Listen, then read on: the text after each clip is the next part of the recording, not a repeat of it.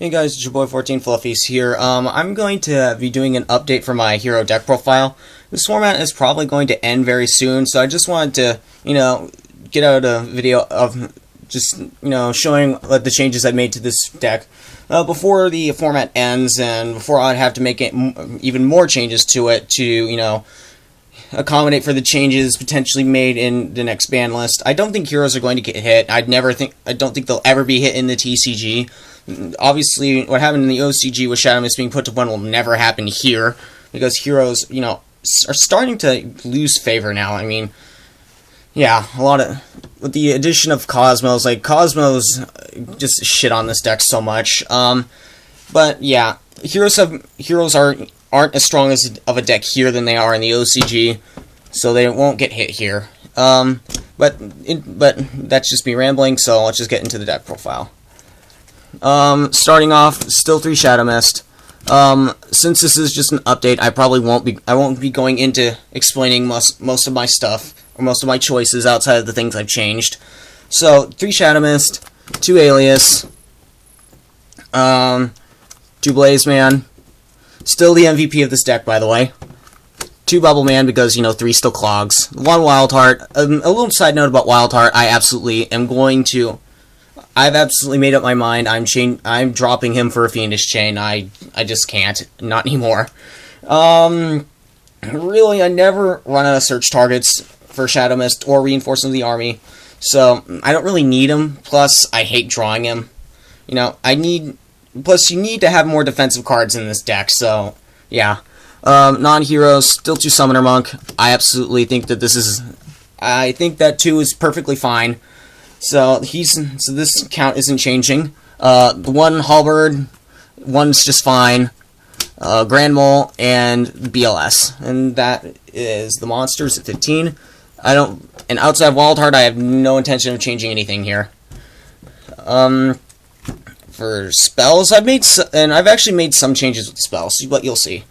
Still playing the 3 Rhoda, because I still think 3 is, the standard. I took out my MSTs I put my MSTs in the side deck so I can actually test other things to, maybe help boost the consistency of this deck a little bit. But you'll see. 2 Mass Change. Here's where things start to be different. 2 Form Change. The reason why I'm running 2 Form Change is because of how consistently I can make plays with Blaze Man and Polymerization. If you can combo anything like this, it's going to be great. Anki can search this out, and he makes plays with that too. Really, I realize that there are a lot more plays with this than I actually thought of, and it's definitely a better card than I gave it credit for. And to wrap the Mass Change lineup, there's the Mass Charge. Now here's the new card I've been testing. One of the new cards I've been testing out. I've been testing Double Fusion Recovery. The reason why that is just because, well, I really think about how can I improve this deck's grind game, and I think, what other recovery cards could I have at my disposal here, other than Mass Charge? And this is actually something that came to mind, because I do actually fusion summon with Polymerization. I mean, obviously this card would be a lot better if I had Nova Master, just because I can get back Blaze Man, and, top decking this by itself isn't that great, because realistically, none of these heroes can actually make a play by themselves with Polymerization, except Blaze Man. I mean, obviously, yes, you could say I could just use Blaze Man as a fusion material for anything, for like Ab-Zero or the Shining, but I don't really want to do that, considering I'd like to, set up my graveyard with other things. I'd like to use, Alias for fusion materials with Bubble Man to make Ab-Zero, stuff like that, to set up Grave for BLS. I like to do other things, but if I get Nova Master, this card will be a lot better, just because, I can draw cards with Nova Master, and if I draw into Fusion Recovery, I can just make plays with that there, since Blazeman can make fusion plays just by himself, because you can just dump Shadow Mist, search out your other fusion material, and then just, make fusion plays. And, of course, since we're running the Fusion Recoveries, we are playing the Polymerization. Still going to be a one-of. I hate drawing it, but at the same time, when I do, it really sucks, because I lose that little bit of extra value from Blaze Man and being able to search this. Still the 1 Miracle Fusion. Polymerization has actually taken on the most of the work for my fusion plays, so I very rarely have the need to use Miracle Fusion, but it's great for being used as a follow-up play if my field gets cracked or if, you know, something happens to my play. It's just a great follow-up play. Same thing with BLS. Like, if I'm going to set up a big field, I'm not going to overextend and drop BLS. I'm going to wait, and I'm going to use BLS as my follow-up play. Okay, and for the other one-ofs, I put E-Call back in the deck just because I wanted that extra bit of consistency.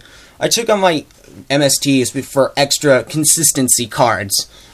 Just because inconsistency is this deck's worst enemy, and really, if you want to compete against the meta, consistency is something you have to have. So having extra search cards, being able to get your combos off, stuff like that. And then, of course, speaking of combos, I'm running this trash card. I'm running one of this. I absolutely think this card's garbage. I never want to use it. I hate it. But I have to play it. You have to play it regardless. I'd rather have this be a Fiendish Chain, but I'm only testing it. I'm never going to actually run 3 Hero Lives. But that's just me. I know that it's kind of the standard. I understand. I can respect it, but it's just not how I want to play the deck. And of course, the last spell, the Raigeki. I really didn't want to take out Book of Moon, but I had to take out Book of Moon for the E-Call. So, trading consistency for defense, it's meh, really. Whatever works. I don't really miss the Book of Moon. On the other hand, though, sometimes, you know, it's a card that you never know when you might need it. Who knows? It's like BLS. You never know. You probably won't miss it until you realize that it could have saved you. Okay, for the traps, still to be called the Haunted. This is probably the biggest MVP trap of the deck because of how well it combos with Blaze Man and Shadow Mist. You know, being able to get searches off during your opponent's end phase, so you can just go into your turn and be able to go. My bad. So you can go into your turn, make your plays happen, you can get more advantage off of it. 2 ofs, still 2 Mirror Force. This probably won't change, even though Darklaw.deck isn't nearly as good as it used to be. 1 Fiendish Chain. By the time I update this deck profile, there will be at least 1 more copy of this in the deck. If not, there'll be a playset of this. Just because you absolutely have to be able to stop monster effects in today's game, more so than say last format, because well, actually, I don't know. All I know is that effect negation is more key. Okay, and for the one-offs of the Bottomless Trap Hole, the Evac, the TT, and the Ring, and that is all for the main deck. That wraps up the trap lineup at 10 as well.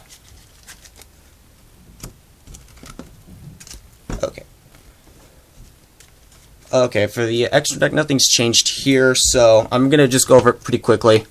1 Contrast, 1 Deanne, I'm going to be changing him out eventually for Nova Master. 1 Anki, I've rediscovered how great this card is recently, just because of form change. But, still, especially since Darklaw isn't that good now, he's just gotten all that much better, because, you know, I'm more tempted to go into him now. 1 Shining, 1 Acid, 1 Ab-Zero, 1 Koga, and 2 Darklaw.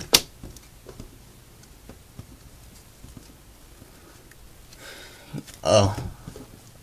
Yeah, let's try to keep this neat.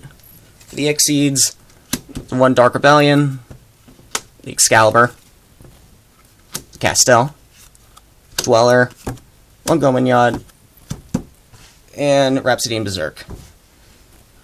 Rongomanyad I'm actually going to be keeping in here just for when Cyber Dragon Infinity comes out, because he can out Cyber Dragon Infinity just by himself.